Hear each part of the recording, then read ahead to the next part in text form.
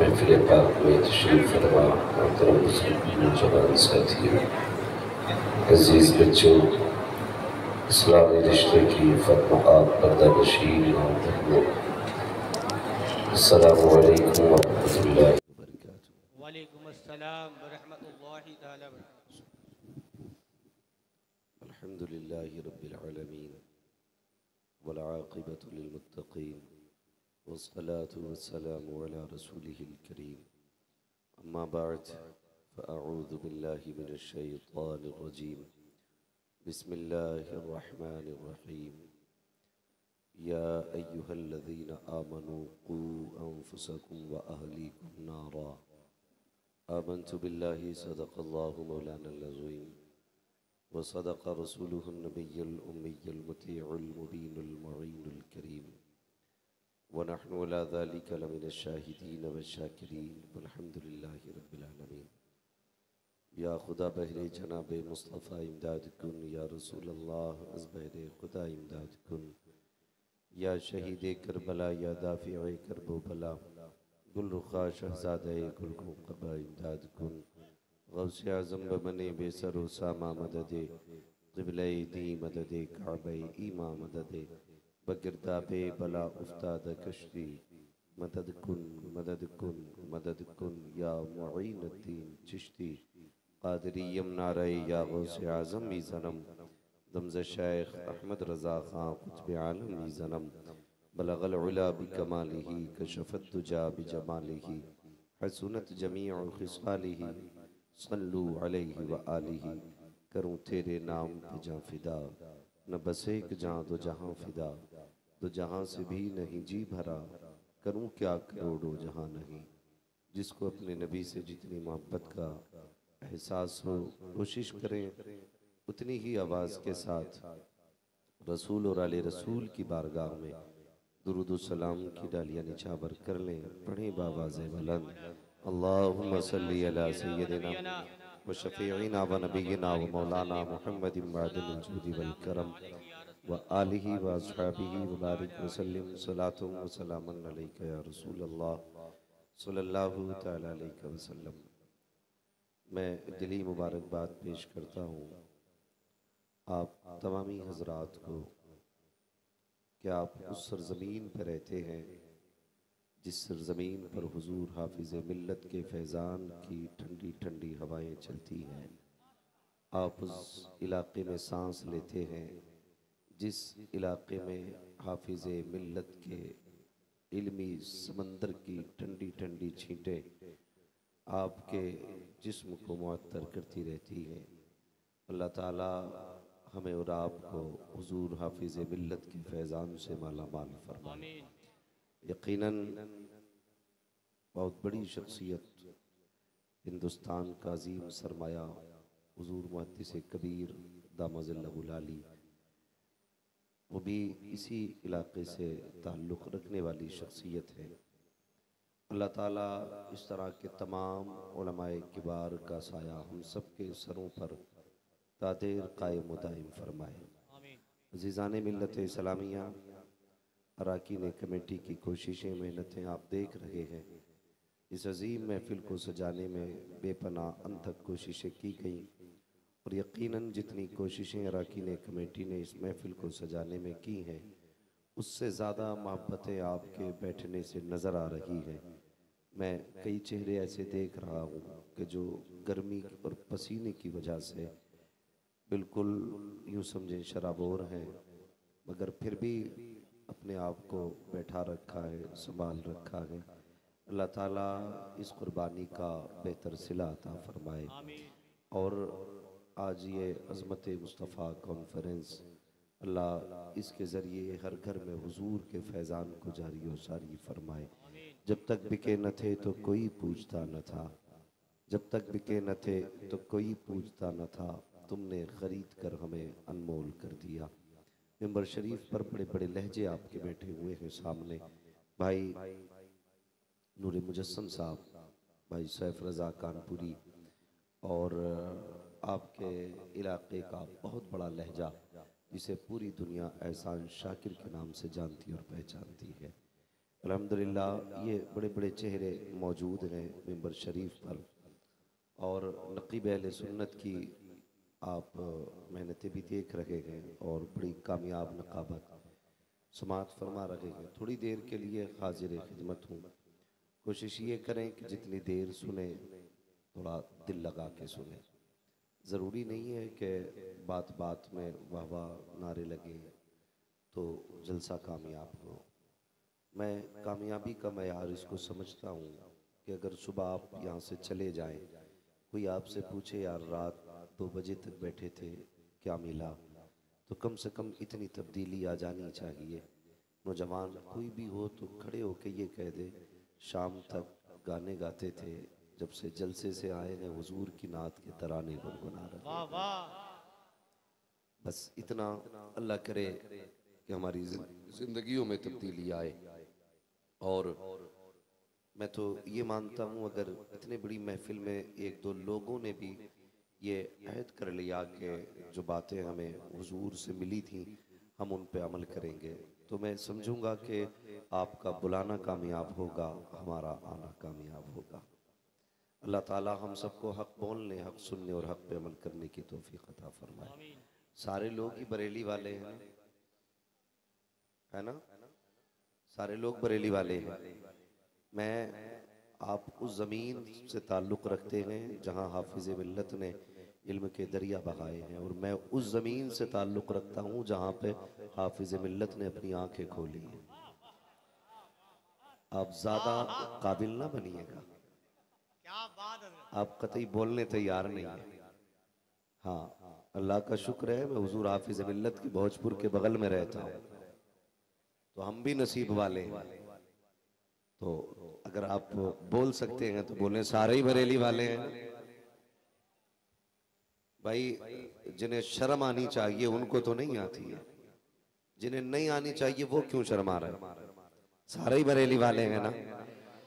अल्लाह सलामत रखे। मैं दुआ करता हूँ अल्लाह हम सबको मसलक के आला हज़रत पे जिंदगी अता फरमाए और इसी मसलक पे हम सबको मौत नसीब फरमाए। मैं एक बात अक्सर कहता हूँ, जब तक जिंदा रहना बरेली से जुड़े रहना, यह भी एक बहुत बड़ा मसला है। जब तक जिंदा रहना बरेली से जुड़े रहना, इसलिए कि कल भी हमारी क़यादत बरेली ने की थी, आज भी हमारी क़यादत शहर बरेली से हो रही है। और उसकी बड़ी वजह यह है कि उस ज़मीन पर हम सबके इश्क का इमाम इमाम अहमद रज़ा राम फरमा रहा है। ये जहन में बात रखिएगा। और आज भी बरेली शरीफ की ये खासियत है, मैं पीरों का मुनकिर नहीं हूं, सिलसिलों का मुखालिफ नहीं, लेकिन जो मैं कहना चाह रहा हूं उसे गौर से सुने। बरेली शरीफ की आज भी ये खासियत है कि जो बरेली शरीफ से जुड़ जाता है या बरेली वालों के हाथ में हाथ दे के बैत कर लेता है, तो वो गरीब होके मर सकता है, बदअकीदा होके नहीं मर सकता है। ये आज भी बरेली शरीफ की करामत है। इसलिए मेरे मुर्शिद सैयदी सरकार ताजुश शरिया अल्लामा अख्तर रज़ा खान अलैहि रहमत व रिज़वान ने कहा था, मसलक आला हजरत पे कायम रहो, जिंदगी दी गई है इसी के लिए। तो कोशिश ये करें अपने बच्चों को भी ये बताएं कि हम बरेली वाले हैं। बहुत ज्यादा जरूरी हो गई है ये बात, बच्चों को भी समझाया जाए। हम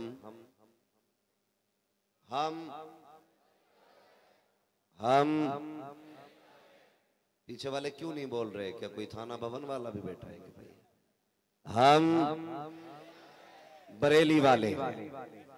और ये समझाइए अपने बच्चों को भी, मोहताज होके मर जाना, गरीब होके मर जाना, अपाहिज होके मर जाना, लेकिन बरेली के गुस्ताख होके न मरना।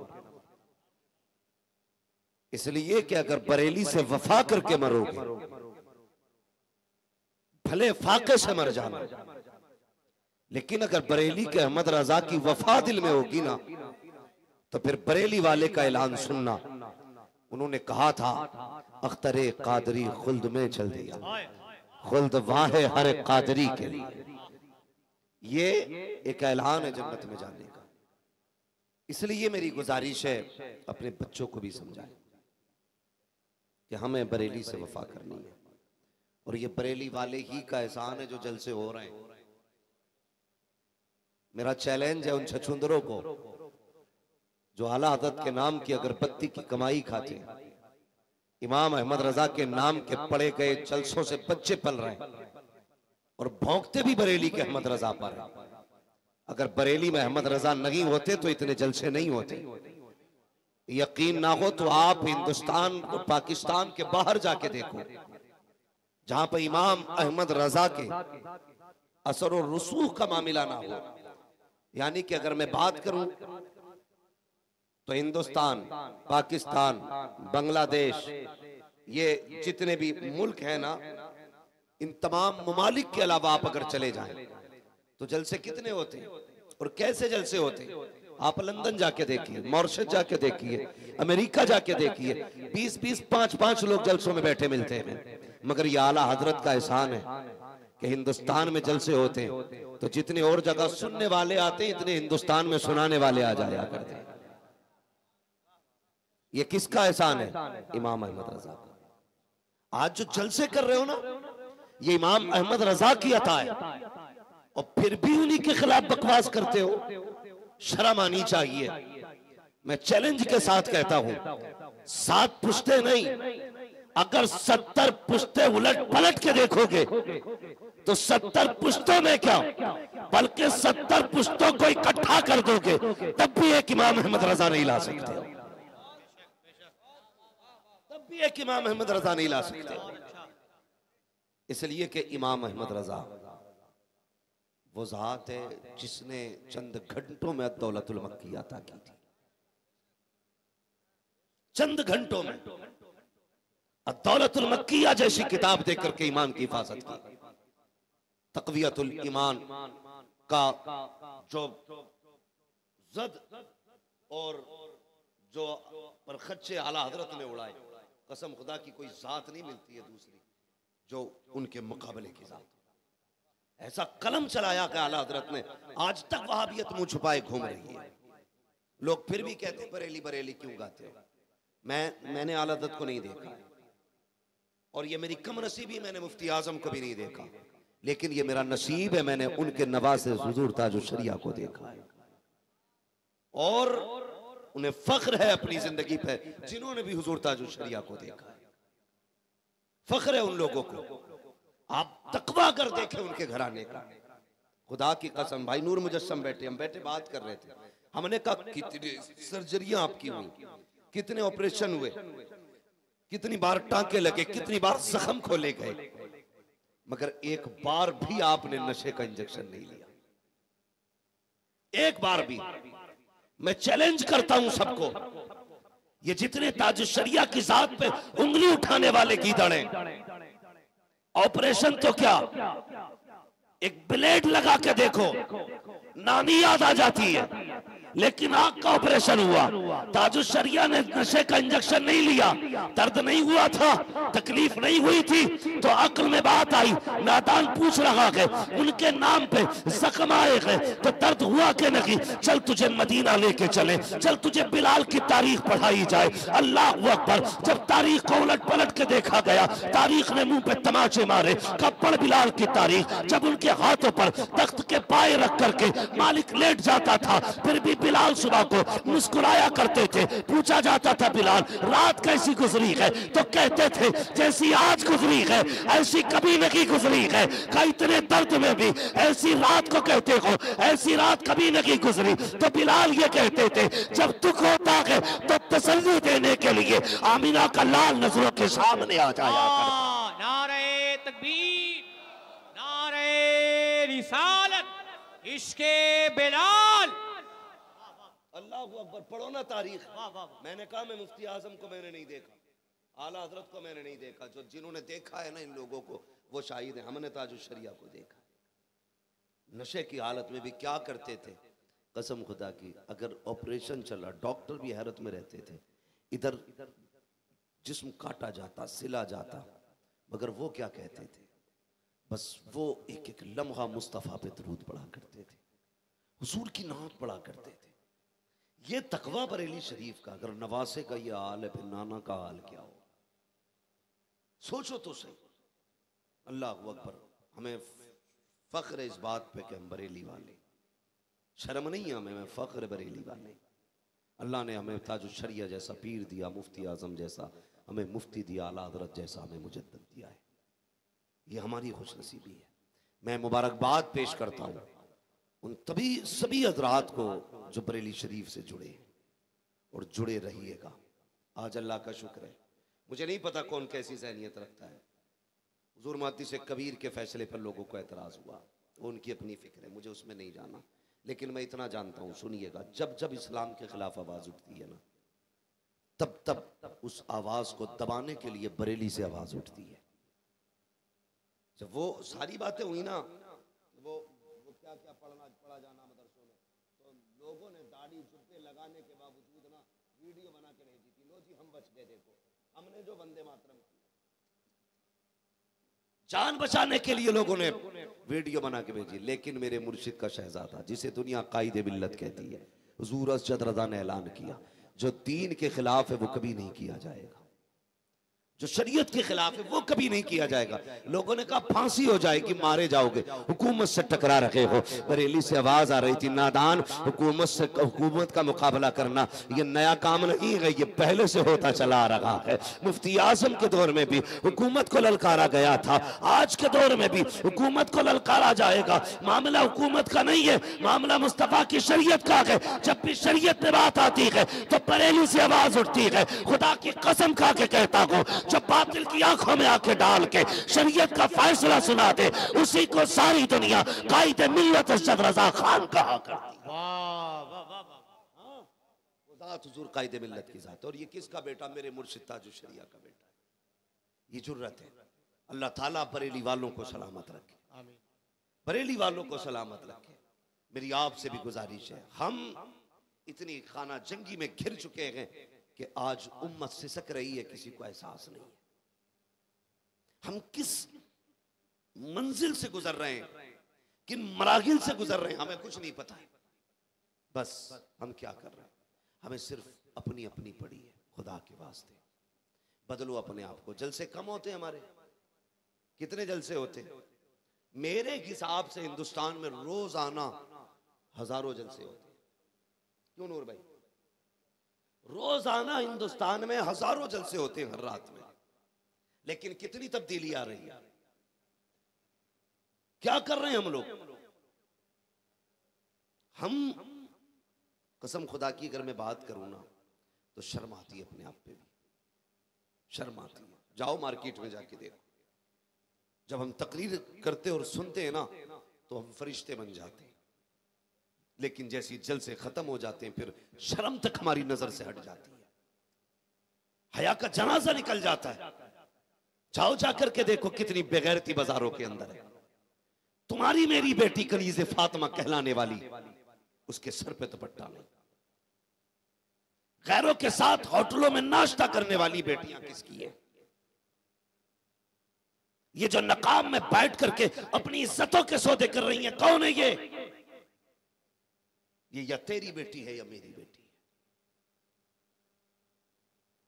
कि नहीं नहीं वो मेरी नहीं थी, वो तो खलील की बेटी है, वो तो अब्दुल रशीद की बेटी है, वो तो नईम की बेटी है, वो तो इमरान की बेटी, मेरा नहीं था वो, उसमें कुछ भी जरूरी नहीं है। अगर तेरी बेटी तब तुझे दर्द हो, ये इस्लाम का रिश्ता है।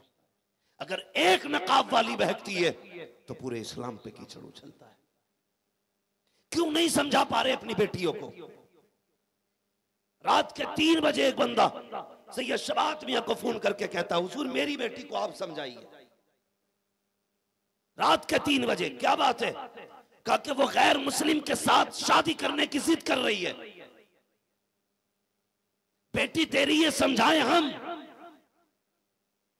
क्यों आखिर तेरे लहजे में असर नहीं है? क्यों तेरी बात का एहसास नहीं तेरी बेटी को?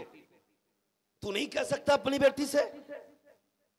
क्या तेरी बेटी की नजर में तुझसे ज्यादा हमारी अहमियत है? बेशक होगी, इसलिए कि तूने अपनी बेटी की नजर में अपनी इज्जत नहीं बनाई। आज शर्म आ रही है ना बेटी जब किसी कुमार और किसी यादव या किसी भी जात के साथ जा रही है? सब सर पकड़ के बैठे, बेटियों को कैसे रोका जाए? ये 5 मिनट में कवर होने वाली गलती नहीं है। इसे 10 दिन में कंट्रोल नहीं किया जाएगा। चैलेंज करता हूं मैं, इसे कंट्रोल करने के लिए कम से कम 18 साल चाहिए। कितने 18 क्यों चाहिए? क्योंकि बर्बाद करने में तुमने 18 साल लगाए। इसलिए इनको बचाने के लिए कम से कम 18 साल। तेरी बेटी को हम क्यों समझाएं गलती तूने की है प्यारे? बता तो सकी, जब ये पैदा हुई थी तूने कौन सी ड्रेस ला करके दी? तूने 3 इंच का कपड़ा बच्ची को ला करके पहनाया। जब ये बच्ची थी तूने 2 बत्तियों वाली बनियान पहनाई। मौलवी अभी बच्ची ही है, 4 साल की हो गई, फिर तूने बनियान और उसको इतने ड्रेस में ला के रखा। 8 साल की हो गई, जब बच्ची को शऊर आने लगा वो तेरी कलाई पकड़ के जब मार्केट गई, कहने लगी बाबा मेरा जन्मदिन है, ड्रेस अपनी मर्जी से खरीदूंगी। उसने 8 साल की उम्र में जब बेहयाई के लिबास पे हाथ रखा, तूने ये सोचा था ये बच्ची है और इस पे अभी शरीयत का उसूल नहीं लगता है, इसलिए तूने उसका हाथ नहीं पकड़ा। उसने उस वक्त बेहयाई का लिबास खरीदा। 8वें साल की उम्र में अपनी मर्जी से कपड़े खरीदे। 9 साल की उम्र में उसने मर्जी से कपड़े खरीदे। जब 10 साल की उम्र में आई, उस वक्त तुझे लगा कि अब इसके जिस्म को छुपना चाहिए, इसके बदन पे कपड़े होने चाहिए। लेकिन अब क्या कर सकता था? तूने 8-9 साल तक उसको बेगैरती वाला लिबास पहना करके बच्ची को नंगी रहने का आदी बना दिया। अब उस बच्ची को आदत नहीं है पूरा बदन छुपाने की। सुन प्यारे, फिर 11 साल तक तू चाहता था रोक ले, लेकिन न रोक सका। जब 13 साल की बेटी हो गई, उसके बाद तेरे हाथों से निकल गई। कल तू हाथ पकड़ के उसको मार्केट में घुमाता रहा। आज बेटी अपनी मर्जी से जाती है, कल जाने के बाद अपना बॉयफ्रेंड तलाश करती है, जागने वाला मुकर्रर करती है, फिर उसके बाद टहलती है और तुझे गैरत तक नहीं आई। और मेरे भाई, जब बेटी उसके गांव गई और एक लम्हा उसकी जिंदगी के नाम कर दिया, अब तू कह रहा है मेरी बेटी को कोई बचा ले, मेरी बेटी को कोई समझा ले। ऐसे बेटियां नहीं समझती हैं बेटियों को कैसे संभालना है। सुन प्यारे, जिस दिन पैदा हुई थी उसी दिन उसे मुकम्मल लिबास पहनाना था। चौथे साल में उसे पैरों तक की ड्रेस देनी थी। 10 साल की उम्र में उसको कलाई तक की ड्रेस देनी थी। 13 साल तक उसको यह एहसास दिलाना था तू आवारा पैदा नहीं हुई है, निकम्मी पैदा नहीं हुई है, बल्कि तू वो है जिसे जमीन के ऊपर कनीज़े फातिमा कहा जाता है, जन्नत के अंदर तुझे जन्नत का हकदार कहा जाता है। ये बचपन से करना था, लेकिन तुमने क्या किया? गलत नहीं कह रहा हूं, चैलेंज है मेरा। जाओ 80% लोगों के बच्चों की ड्रेस चेक करना। हाँ, गैरत आती है। घर के अंदर बेटियां नेकर बनियान में सोते, बाप को गैरत नहीं आती। इसे गैरत क्यों आएगी? क्योंकि ये खुद नेकर बनियान में सोता है। शर्म नहीं आती हमें? अगर हमारे कदम शरीयत के खिलाफ होंगे, हम कभी बेटी नहीं बचा सकते, कभी नहीं बचा सकते। क्यों नहीं रोक पाए आप बेटी को? इसलिए कि हम खुद गलत थे। हम खुद गलत थे। कितना गलत दौर आ गया ये। हालात आप देखें, आज बेटी घर से जाती है तो कह के जाती, माँ मैं अपने बॉयफ्रेंड के साथ जा रही हूं, कजिन के साथ जा रही हूं, मुझे तो नहीं पता कजिन कमाना क्या है, लेकिन रिवाज बन गया भाई, कजिन के साथ गई है। खलेरे चचेरे फुफेरे मुमेरे सब फ्री। मेरे भाई, जब वो घर से निकली तो हमने नहीं देखा ये किधर जा रही, किसके साथ जा रही है। नहीं, वो भाई लगता है, सगा खलेरा भाई है, सगा मामूजाद भाई है, सगे ताऊ का बेटा है, सगे चाचा का बेटा है। कल जब उसी के साथ मुंह काला करके चली जाती है, फिर कहता कोई तावीज दे दो जो रात रात में लौट आए। बोलो,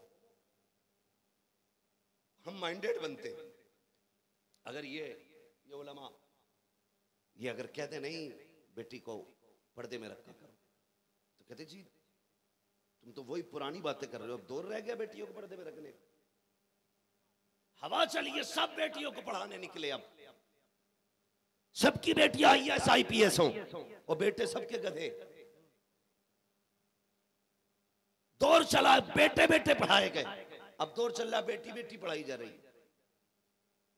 बेटा पॉलिश कर रहा, जूते सिल रहा और बेटी IAS हो रही है। अगर वो डिग्री होल्डर हो गई तो इसके लिए दामाद कहां से ढूंढेगा भाई? वो कर लेगी जूते वाले को।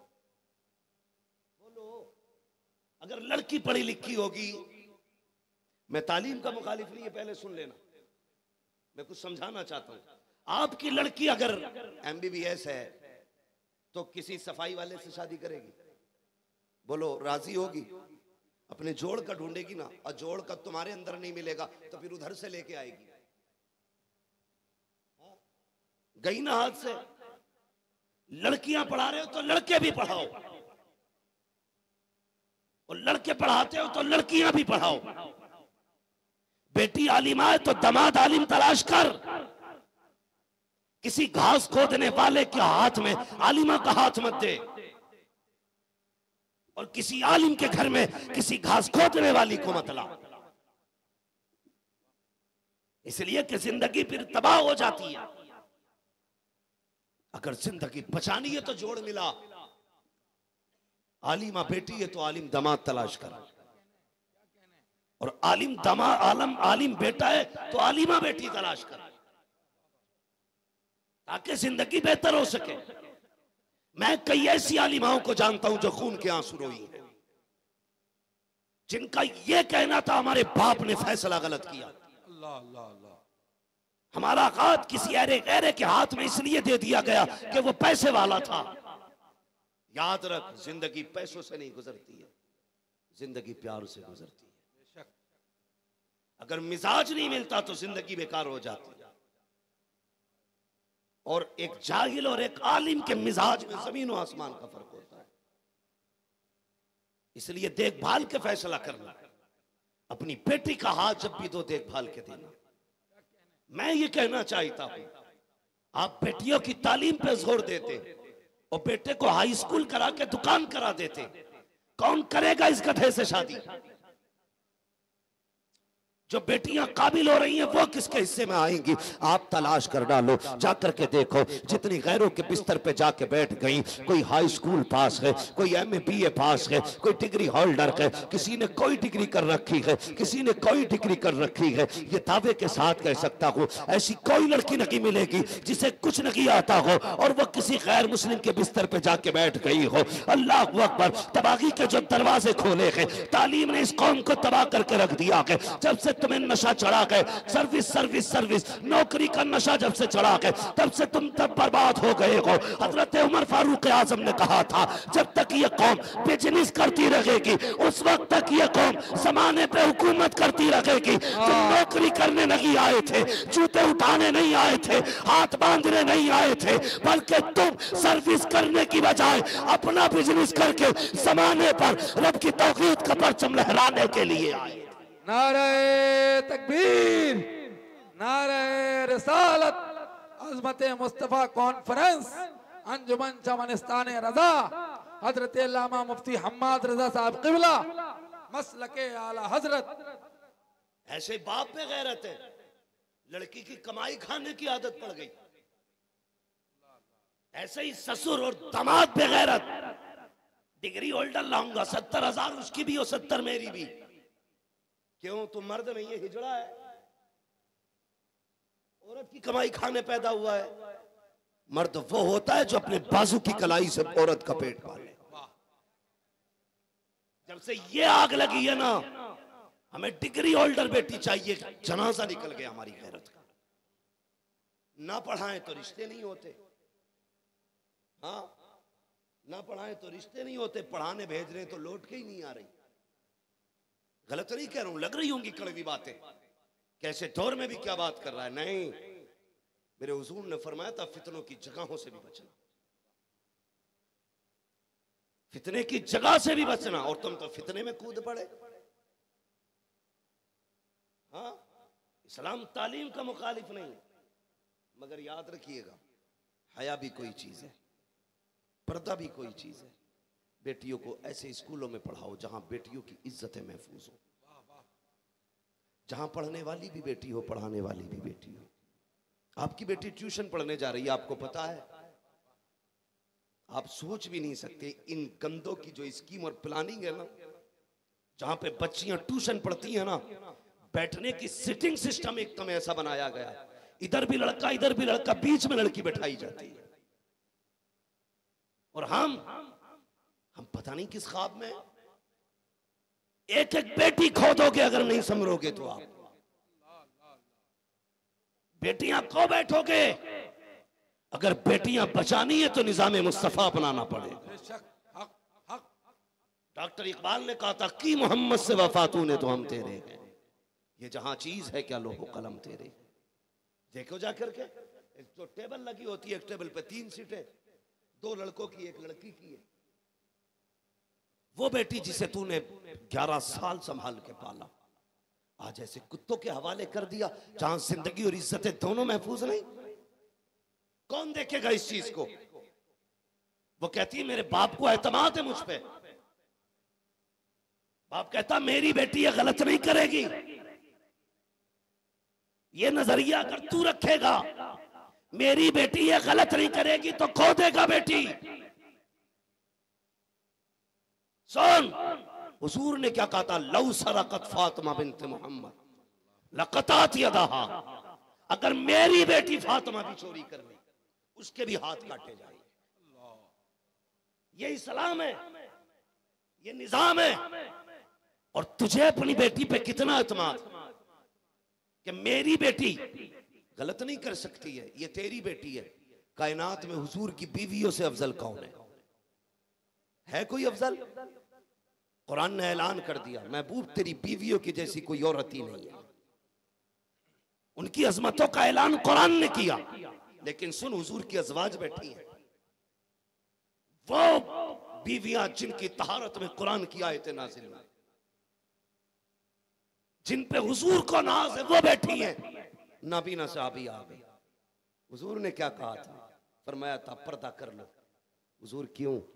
कहा मेरा नाबीना सहाबी आ रहा है। कहते हैं या रसूल अल्लाह ये तो नाबीना है। तो हुजूर ने ये नहीं कहा था मुझे तुम पे एतमाद नहीं है, मुझे तुम पे भरोसा नहीं है। नाजवाज ने ये कहा था आका हम पे भरोसा नहीं है, हम पे एतमाद नहीं है। आका ने ये कहा था वो तो नाबीना है लेकिन तुम्हारी तो आंखें सलामत है। किनको कहा जा रहा है? वो जो कायनात की मां है, जो सारे मोमिनों की मां है, उनसे कहा जा रहा है नजरें नीची कर लो, पर्दा कर लो। तू कहता बेटी पे एतमाद है?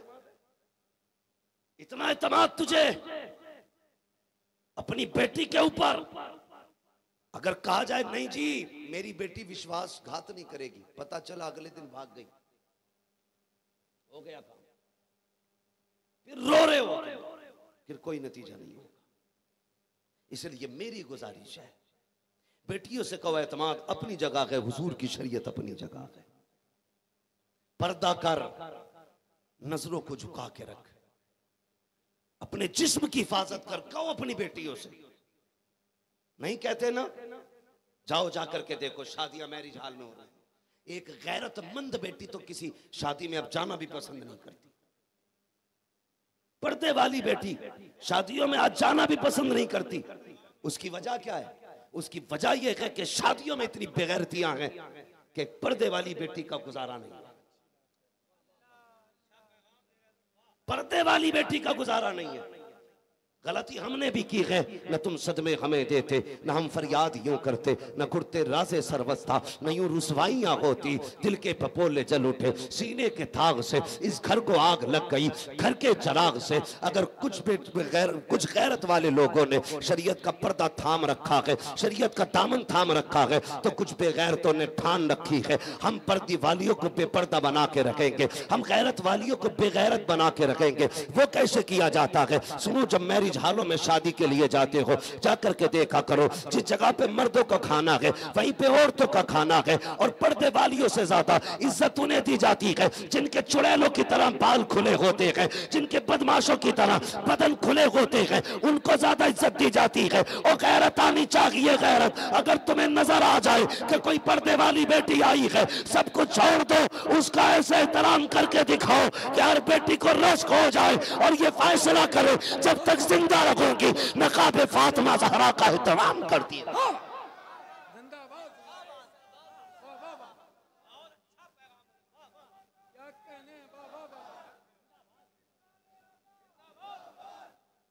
जब तेरी बेटी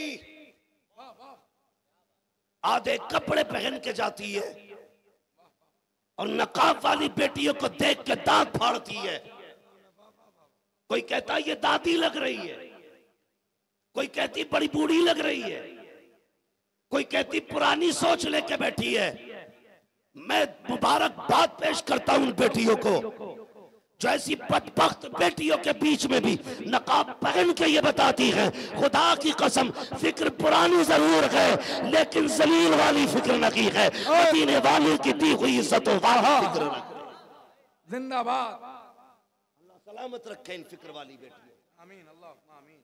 हाँ याद रखना, मैं तुम्हें एक बात बता दूं, अगर सात आसमान सातों जमीनें एक पल्ले में रखी जाएं, एक बेटी की इज्जत दूसरे पल्ले में रखी जाए, एक बेटी की इज्जत का मोल नहीं हो सकती।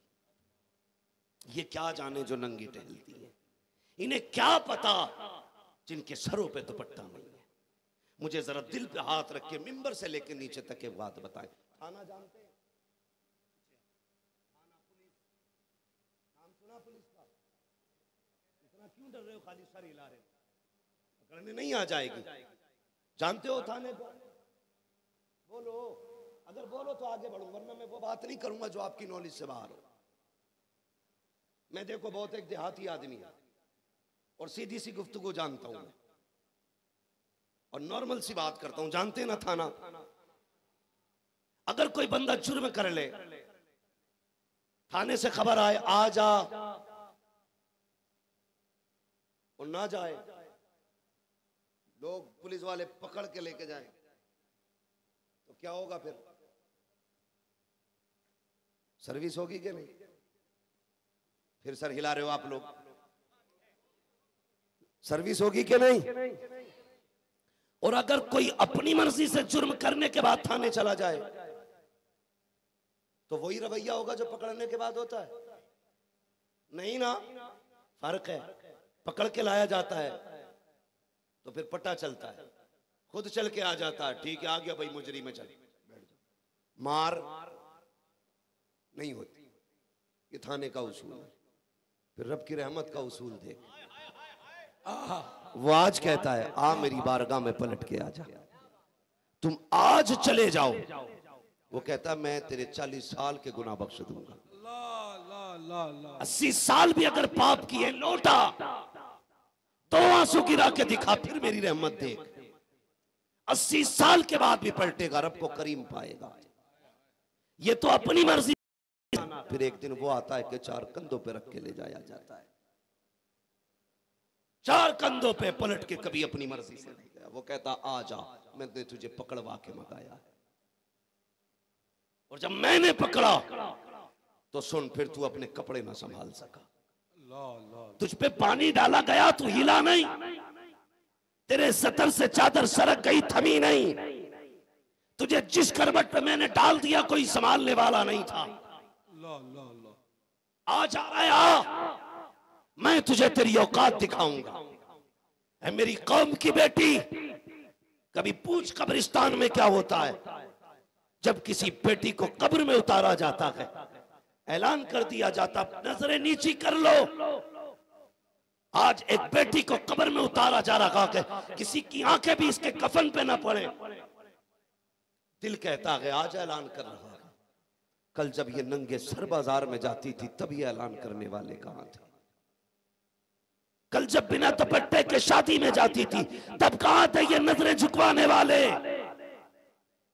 आज कह रहे हो नजरें नीची कर लो, काश कल कहा होता मेरी बेटी आ रही है, लोगों जरा नजरें फेर लेना।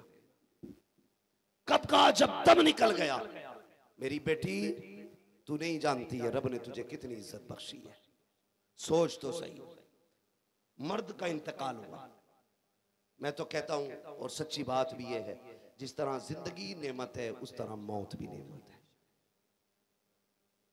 जिस तरह जिंदगी नेमत है उसी तरह, बोल सकते हैं तो बोले, उसी तरह मौत भी नेमत है। उसने जिंदगी दी, कर्म किया, और बालाए कर्म ये कि मौत भी दी है। हाँ, मगर देखो तो सही, जिंदगी में मनमानी करते रहे, मरने के बाद नहीं। मरने के बाद फिर रब की चली। वैसे तो कायनात रब की मर्जी से चलती है, लेकिन उसके बाद तुम में ताकत नहीं थी नाफरमानी की। क्या हुआ? मालिक ये मर गया, फिर इसके कपड़े उतार दे खींच के ना, आहिस्ता से काट काट के उतारना। ये मेरी तखलीक का शाहकार है। अल्लाह अल्लाह अल्लाह। इसकी कुत्ते की तरह मत खींचना इसके बदन को। काट के कपड़े निकाले गए, क्या करना? गुस्ल दे। मेरी तखलीक का शाहकार है। संभल के नहला, झटका मत देना, कूट मसल के ना लगना, प्यार से ऐसे नहला जैसे मां अपने लाल को सहलाती है। ये इज्जत है किसने बख्शी? रब ने। तुम्हें कंधों पे उठवाया। कितना? फिर मालिक किन कपड़ों में? कहा नए कपड़े में कफन दे, और अच्छा कपड़ा दे। वो कपड़ा, अल्लाह अकबर, कितने देने? 3। कितने लगते हैं कपड़े कफन में?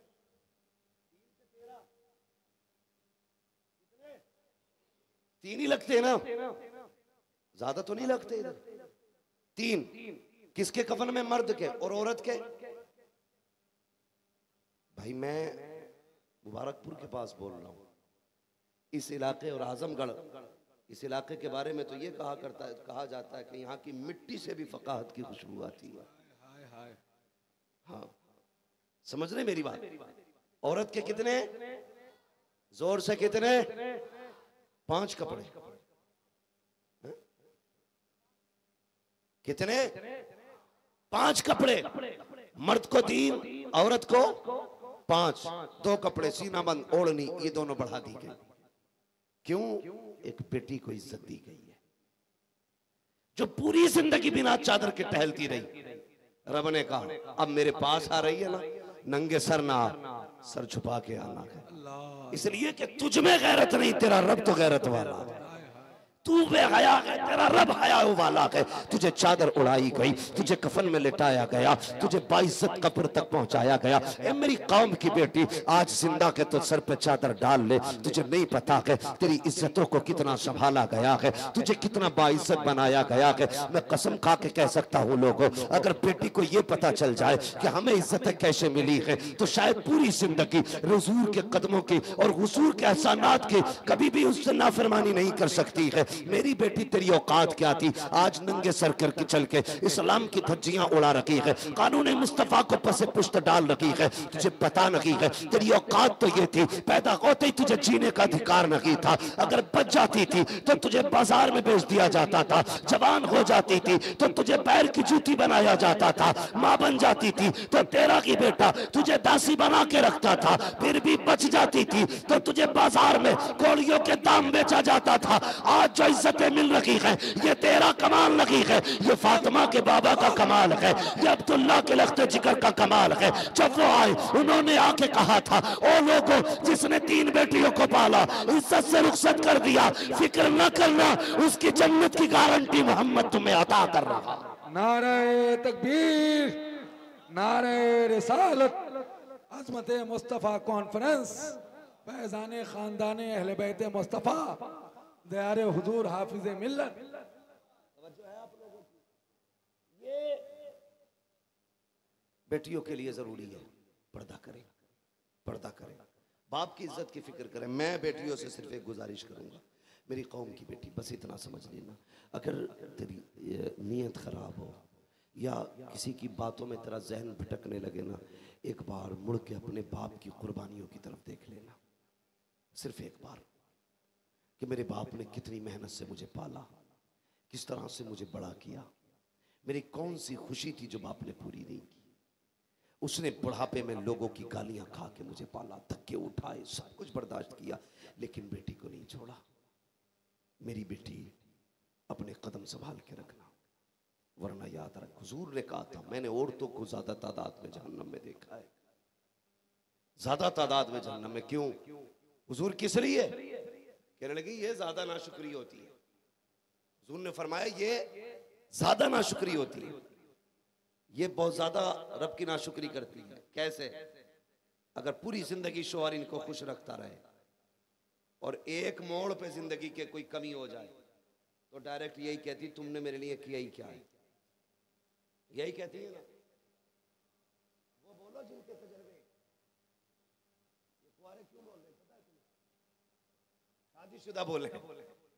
पूरी जिंदगी अगर शौहर खिदमत करता रहे, सब कुछ दे, एक दिन कोई कमी रह जाए, लड़के सीधी कहती तुमने मेरे लिए किया ही क्या है, पानी फेर दिया सब पे, हो गई नाशुक्री। बेटियों को तालीम दीन सिखाओ, बेटियों को उन्हें बताओ तेरा शौहर तेरी जन्नत है। उनसे कहो अगर ये रूठा तो फिर रब नाराज है, अगर ये राजी है तो रब राजी है। मगर हो वे कौन, कौन समझाए? अब तो बेटियां थोड़ी तोप आ रही हैं। तो निकाह होता नहीं पहले ही पहले, वो रुखसती के टाइम जब वो रोती है तो अब्बा सीने से लगा, अरे रो क्यों रही है, वो है ना इतना बड़ा फोन दिया तुझे,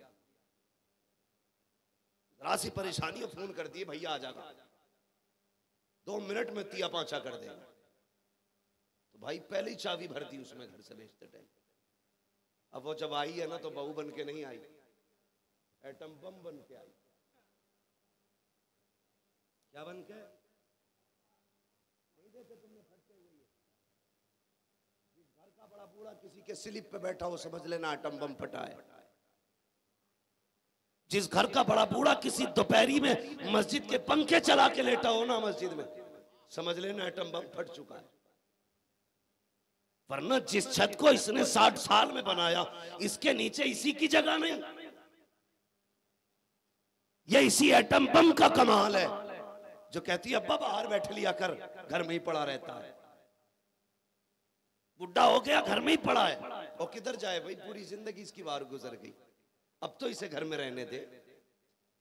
कहती बाहर जा, खुद ऐसी में लेटेगी और बुढ़ा तेरे मेरे मकान के आगे स्लिप के नीचे ठंडी छांव तलाश करेगा। गैरत आनी चाहिए उन बेटों को जिनकी जवानी में बाप का बुढ़ापा सुख से ना गुजरे। तो ये बम आए थे, बम ये आते ही फट गए।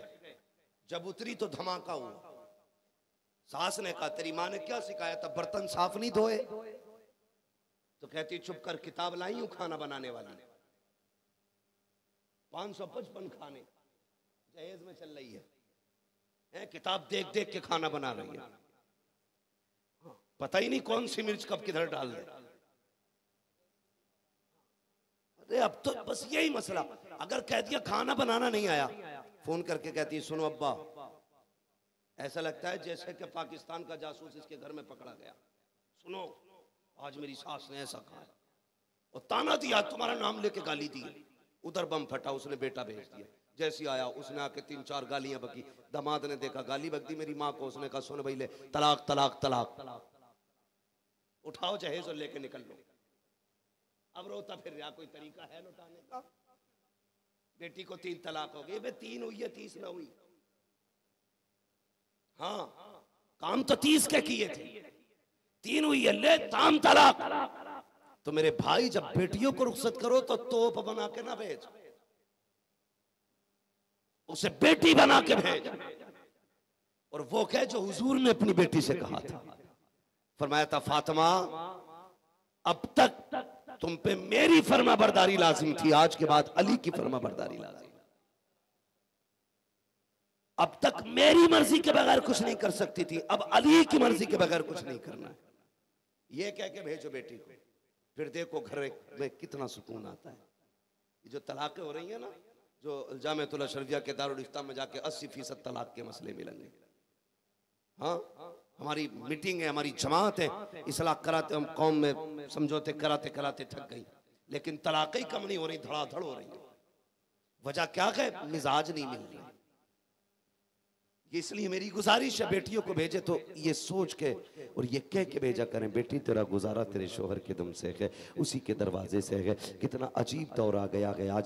लोग कहते हैं हमने तरक्की की है। कितनी तरक्की की कि यहाँ बैठे हुए अमेरिका बात कर लेते हैं, अमेरिका वाला इंडिया वाले को देख लेता है, दुनिया के किसी कोने का बंदा किसी कोने को 1 मिनट में देख सकता है, हर किसी को नेट के जरिए देखा जा सकता है। कहा हमने तरक्की की है। मैंने कहा अच्छा ये तरक्की है? कहा हाँ। उसके बावजूद भी तलाक़ घर उजड़ते जा रहे हैं, तुम इसे तरक्की कहते हो। तरक्की ये नहीं, तरक्की कल के दौर में थी जब बेटी रुखसत होती थी, बाप कान में मुंह रख के कहता था बेटी जब दुल्हन के लिबास में जा रही है उस घर से तभी निकलना जब कफन पहन ले, वरना उससे पहले रिश्ता मत तोड़ देना। यह कह के बाप बेटियों को रुखसत करता था। तारीख गवाह है बेटियों ने शोहर के बगैर जिंदगी एक चौखट पे बैठ के काट दी, लेकिन बाप की जबान नहीं पलटी थी, इसलिए कि बाप ये कह के भेजता था ए मेरी बेटी तेरी इज्जत में मेरी इज्जत है, अगर तेरा कदम बह गया कोई तुझे नहीं कहेगा, तेरे बाप की पगड़ी पे बात आएगी, मेरी परवरिश पे बात आएगी। ये कह के बेटियां भेजी जाती थी। तारीख उठा करके देखो, खुदा की कसम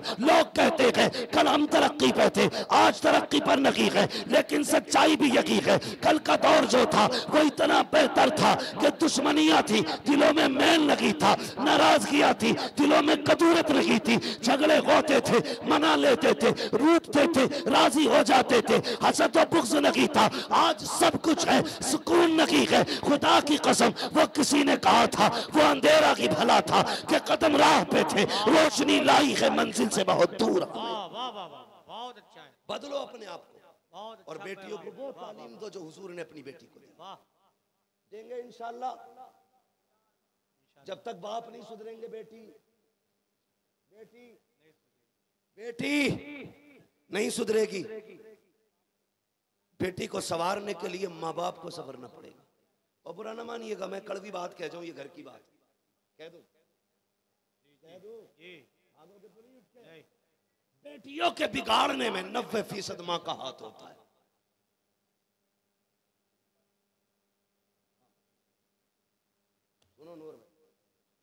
90% माँ का हाथ है बेटी के बिगड़ने में। क्यों? इसलिए कि जब बेटी ने गलती की तो ऐसा नहीं माँ को पता ना चले, सबसे पहले माँ को पता चलता है। जब बेटी का कदम बहके तो किसे पता चलता है? बोलो अगर गूंगे नहीं हो तो माँ को पता चलता है। वो कहती है सुन ना सुधरी तो तेरे बाप से कह दूंगी। वो कह देती ठीक है अम्मा आज के बाद गलती नहीं होगी। फिर गलती हुई, फिर माँ ने कहा ना मानी, कहा एक बार और, फिर तीसरी बार नंबर ही नहीं आता, काम तमाम। एक बात कान खोल के सुने और सारे बहुत गौर से सुने, मुल्क वजीर के बगैर नहीं चलता है। मुल्क बादशाह के बगैर, सारे बोले बादशाह के बगैर नहीं चलता। और बादशाह मुल्क देखने कभी नहीं जाता है, उस पे नजर उसके वजीर की होती है। तो मर्द एक बादशाह की हैसियत रखता है, बीवी एक वजीर की हैसियत रखती है, बच्चे रियाया की हैसियत रखते हैं। अगर वजीर घर के हालात, मुल्क के हालात बादशाह से छुपाएगा तो मुल्क बचेगा? जोर से बोलो, बचेगा मुल्क? नहीं बचेगा। अगर मुल्क को बचाना है तो वजीर और बादशाह का 24 घंटे में एक बार बैठ करके मुल्क के हालात पे तबसरा जरूरी है।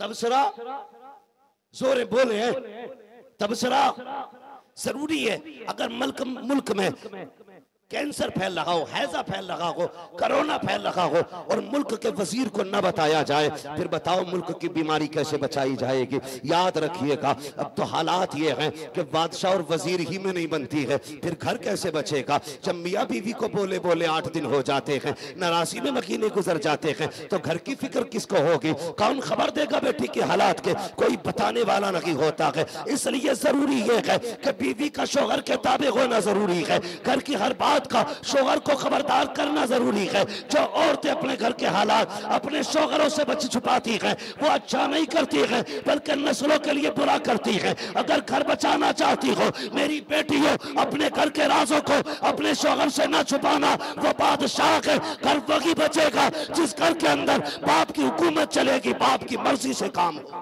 बहुत अच्छा, वाह। और जिसमें उसकी मर्जी से काम नहीं होगा घर नहीं बचेगा। इसलिए गुजारिश है माँ बहनों से, घर के हालात अपने शोहर से जरूर बताएं, लेकिन यहाँ तो पता ही नहीं। शाम को आया ना तो वो चादर ओढ़ के सो रही, ओल्ला ढूंढ के MBBS, पानी भी नहीं पिलाएगी, पानी भी, तसव्वुर भी नहीं आएगा बीवी होती क्या है। फायदा तो बड़ी बात, बीवी का तसव्वुर भी नहीं आएगा जिंदगी में। आया थका हारा मजदूरी से, वो उससे पहले सो गई। खाना के रखा किचन में, पानी के फ्रिज से निकाल ले, ठंडा है कि तेरे बाप की नौकरानी थोड़ी हूं, तू 11 बजे आए तुझे खाना गर्म करके दो। जब ऐसी बीवियां होंगी तो घर चलेगा। बोलो कोई किसी का बाप नहीं बचा सकता, और यही वजह है जो घर बर्बाद हो रहे हैं। इसमें तबसरे नहीं करते हम, इस पे बात नहीं करते हम। सूखी बात है ना, नारे भी नहीं लगेंगे, इनाम भी नहीं मिलेगा। इसलिए बात क्यों करें, हम तो वो करेंगे जिससे तुम राजी हो जाओ। मैं तो एक बार कहूंगा, बोलो सुभान अल्लाह, सारी जन्नती हो जाओगे। ये बातें हम करते हैं भाई। ये भी सुनिए कड़वी बातें, ऐसी औरतें देख के लाए जो पानी तक पिलाने की रवादार नहीं, तो फिर शोहर और बीवी का मिजाज कैसे मिलेगा। ए मेरी बहन, सिर्फ तू ही औरत नहीं, तारीख में एक औरत को खदीजा भी कहा जाता है।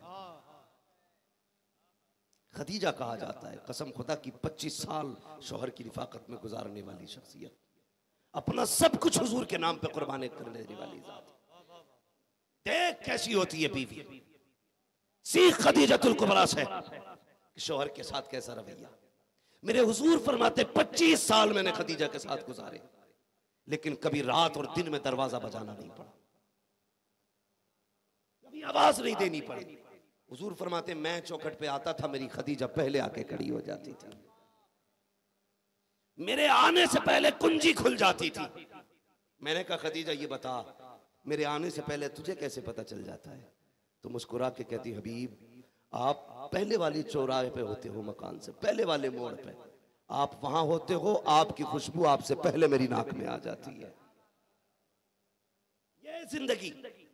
हुजूर एक दिन तशरीफ लाए, सुनना फ्रिज में ऑर्डर देने वाली किचन में रखा है। ये भी कहने वाली, सुन बीवी और शोहर का रिश्ता क्या है। अल्लाह अकबर। शोहर भी कान खोल के सुने, बहुत गौर के साथ। तुम भी बाहर से आते हो, यारों के साथ पार्टी की, होटलों में खाया, दुकानों पे चाय पी, घर में घुसे, कुत्ते की तरह मुंह बनाया, अकेले मुंह लटकाया, खाए चले आए। उससे एक बार भी नहीं पूछा जो सुबह से तेरा इंतजार कर रही थी, जिसका ये शौक था वो आएंगे तो खाऊंगी, वो आएंगे तब खाना खाया जाएगा। तूने एक बार भी उससे झूठे मुंह तक नहीं कहा कि तू भी खा ले। तुम भी जरा सुनना और बेटियां भी सुने। अल्लाह अकबर। हुजूर तशरीफ लाए, सरकार के चेहरे पे खून के निशानात थे। हजरत खदीजतुल कुबरा ने हुजूर का इस्तकबाल किया। सरकार बैठे, खदीजतुल कुबरा ने दुपट्टा संभाला, हुजूर के चेहरे के जख्म और खून साफ करके कहने लगी, लगता है कौम ने फिर पत्थर मारे हैं। उसके बाद हुजूर के आगे बैठी हुई हैं। आका फरमाते मेरी खदीजा का एक पैर फैला हुआ था, दूसरा सिमटा हुआ पैर था। कहते हैं जो पैर सिमटा हुआ था, मेरी खदीजा ने उसके नीचे से प्याला निकाला। निकालने के बाद प्याले में मैंने देखा चंद बोटियां हैं।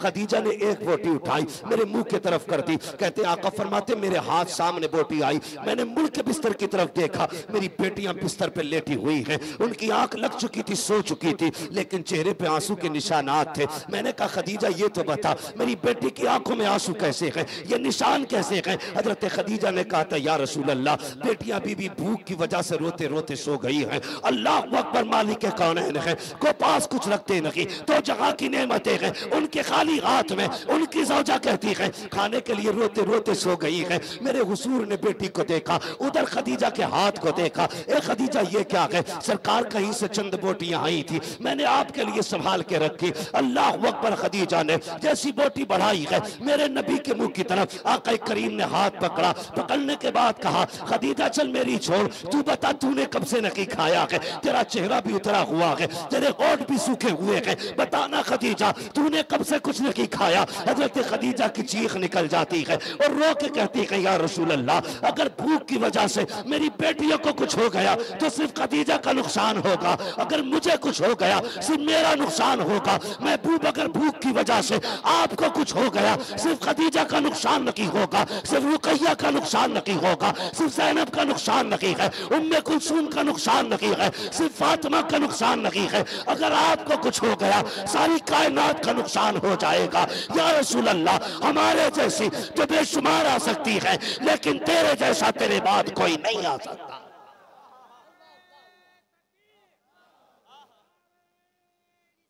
या रसूल अल्लाह, जिंदाबाद जिंदाबाद।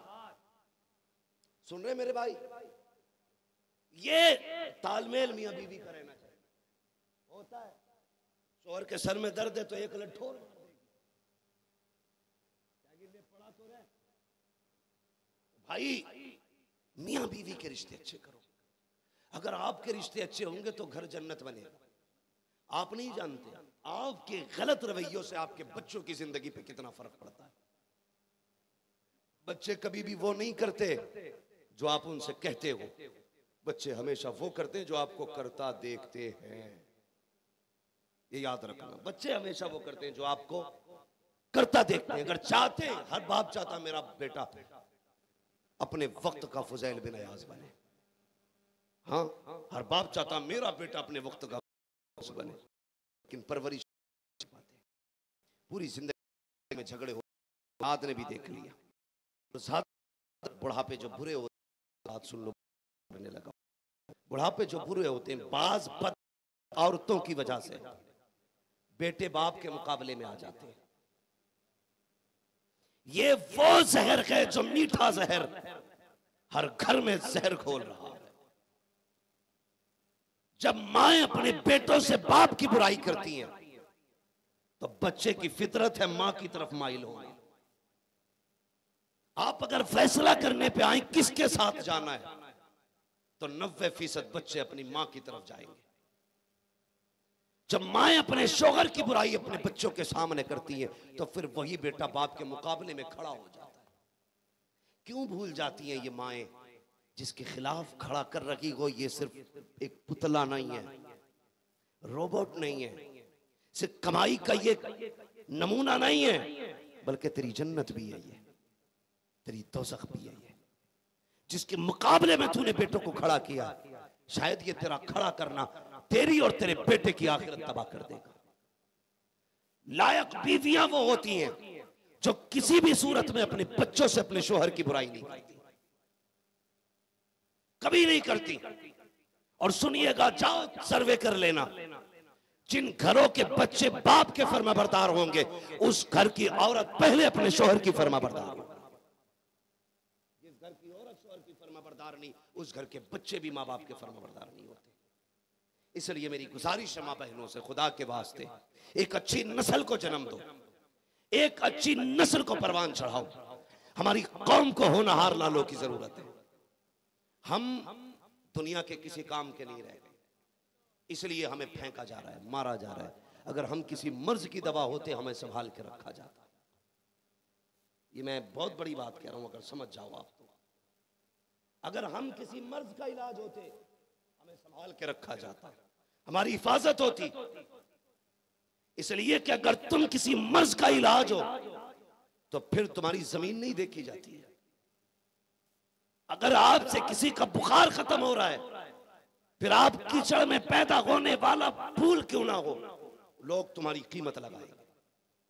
और अगर आप किसी मर्ज का इलाज नहीं है तो फिर भले कि आप गुलाब की टहनी पे लगे हो, तुम्हारी कोई औकात नहीं है। इसलिए किसी मर्ज का इलाज बनिए, खुद को कुछ बनाइए। बाकी रहना है तो जिंदा रहना सीखिए। जिंदा वो कौमें रहती हैं जो कुछ होती है, जो कुछ नहीं होती वो जीते जी मुर्दा होती है। हम जितना जोर बेटियों की पढ़ाई पे दे रहे हैं, जरूरत है उससे ज्यादा जोर बेटों की पढ़ाई पे दें। सिर्फ हाई स्कूल करा के दुकान ना कराएं, बल्कि बना इसको IAS, बना IPS। फिर ये किसी भी हुकूमत की कुर्सी पे बैठा होगा ना, हुकूमत का गुलाम बाद में होगा, मदीने वाले मोहम्मद का गुलाम पहले होगा। और जब ये आएंगे कुर्सी पे तो फिर कोई मजलूम नहीं रोएगा, कोई कमजोर चीखेगा नहीं। बस मुंह उठा के लोग चलेंगे, चलो उस अदालत में मोहम्मद का गुलाम बैठा है। वहां पैसे नहीं चलते, वहां सच्चाई चलती है, वहां सदाकत चलती है, ताकि ये कुर्सियां मजबूत हो, मुल्क अच्छा हो। इसलिए जरूरी है बेटों को अच्छी तालीम दी जाए। पढ़ाएंगे बेटों को इंशाअल्लाह, बोलो पढ़ाएंगे। जिनकी उम्रें गुजर गई हैं रोने से कोई फायदा नहीं, लेकिन आने वाली नस्ल को बचा लो ताकि कम से कम 50 साल में इस कौम में कुछ सुधार आ जाए। उन्होंने दावा किया हम 50 साल में तुम्हें खत्म करेंगे। तुम ये ऐलान कर दो कयामत तक हमें कोई नहीं मिटा सकता है। और ये कब होगा? जब तुम अपने पैरों पे खड़े हो। अबुल कलाम आजाद को इसलिए अब्बा माना क्योंकि काबिल था। हाँ? सुन रहे ना मेरी बात? तुम कुछ होगे तो तुम्हें कुछ ना कुछ जरूर मिलेगा, कुछ नहीं होगे तो सिवाय पुलिस के कुछ नहीं मिलेगा। इसलिए पढ़िए, आगे बढ़िए। बेटियों से गुजारिश है आप घरों के माहौल संवारें, बेटों से गुजारिश है आप बाहर के माहौल संवारें। बेटियों की देखभाल करना माँ की जिम्मेदारी है, बेटों की देखभाल करना ये बाप की जिम्मेदारी है। दोनों लोग अपनी जिम्मेदारी का खास ख्याल रखें। फरमाया गया या अय्युहल्लज़ीना आमनू कू अनफुसकुम व अहलीकुम नारा, ए ईमान वालों अपने आप को और अपने घर वालों को जहन्नम की आग से बचाओ। जहन्नम की आग से बचाओ, हिफाजत करो दोज़ख की आग से, बचाओ अपने आप को। कैसे बचाना है तो याद रखना वही डॉक्टर इकबाल वाली बात की, मोहम्मद से वफा तूने तो हम तेरे हैं, ये जहां चीज है क्या लोहो कलम तेरे हैं। इस वक्त सबसे तेजी से बढ़ने वाला फितना हमारी बेटियों का हमसे दूर होना है, इसका सद्देबाब करना है। वो कैसे करना है ये आपको खुद फैसला करना है। आपकी बेटी फैशन के नाम पे बिगड़ रही है तो उसको कनीज़े फातिमा ज़हरा बनाइए। आपकी बेटी गुर्बत की वजह से बिगड़ रही है तो उसको फिर समझाइए कि दौलत में कुछ नहीं है बल्कि गुर्बत में खुदा और रसूल दोनों का साथ होता है। और बेटों वालों से गुजारिश है निकाह इतने आसान कर दो कि बेटियां फख्र से कहें अल्लाह का शुक्र है हमें हुजूर की उम्मत में पैदा किया गया है। इतने आसान निकाह कर दो कि बेटियां गला घोटने पे मजबूर ना हो, बाप बेटी के कत्ल पे मजबूर ना हो, गरीब बेटी के जहेज को देख के हार्ट अटैक का मरीज ना बने। इसलिए मेरी गुजारिश है निकाह आसान करो, लेन देन बंद करो, ये डिमांडें खत्म करो। तो 10 लाख कुत्ते बन के जो मांग रहे हो, इंसान के औलाद बनो, इंसान की, कुत्ते की औलाद ना बनो। हड्डियों पे ना बिको बल्कि अपने बाजुओं से कमा के उनका पेट पालो, दूसरे की कमाई पे ना मरो। तुम्हें खुदा का वास्ता निकाह आसान करो, शादियां आसान करो, इतनी आसान कर दो हर गरीब की उम्मीद बढ़ाए, हर कमजोर बेटी ये ख्वाब देखने लगे अब उम्मीद है मेरा भी निकाह होगा। हर गरीब बाप की बेटी सोचने लगे अब मेरे भी हाथ पीले होंगे। बनो किसी का सहारा। अगर दौलत खुदा ने दी है किसी को लूटना मत, किसी को काटना मत। अगर दौलत खुदा ने दी है किसी गरीब के सर का साया बन जाओ, किसी कमजोर का आसरा बन जाओ, किसी यतीम के पेट की आग को बुझाने वाले 2 वक्त के लुक़मे बन जाओ। अगर बन सकते हो किसी रोने वाले के लबों का तबस्सुम बन जाओ। अगर बन सकते हो किसी की उदासियों को दूर करने का सबब बनो। अगर बन सकते हो तो फिर गुलाम मुस्तफा बन के दिखाओ। अगर बन सकते हो तो हुजूर के आशिक बन के दिखाओ और ये ऐलान कर दो तुम्हें जाना तुम्हें माना ना रखा गैर से काम, लिल्लाहिल हम्द में दुनिया से मुसलमान। जो हुए अगलात उनको माफ फरमाए रब्बे कायनात। जिंदगी ने दिया साथ फिर होगी मुलाकात, चमन रहा फूल खिलेंगे जिंदगी रही फिर मिलेंगे। मुसाफिर है हम भी मुसाफिर हो तुम भी, किसी मोड़ पर फिर मुलाकात होगी। फकीरान आए सदा कर चले, सदा खुश रहो ये दुआ कर चले। सारे लोग कलमा शरीफ पढ़ लीजिए, ला इलाहा, और जोर से ला इलाहा इल्लल्लाहु मुहम्मदुर रसूलुल्लाह व मा अलैना इल्लल बलाग। अस्तगफिरुल्लाह रब्बी मिन कुल्ली ज़ंबिन व अतूबु इलैह।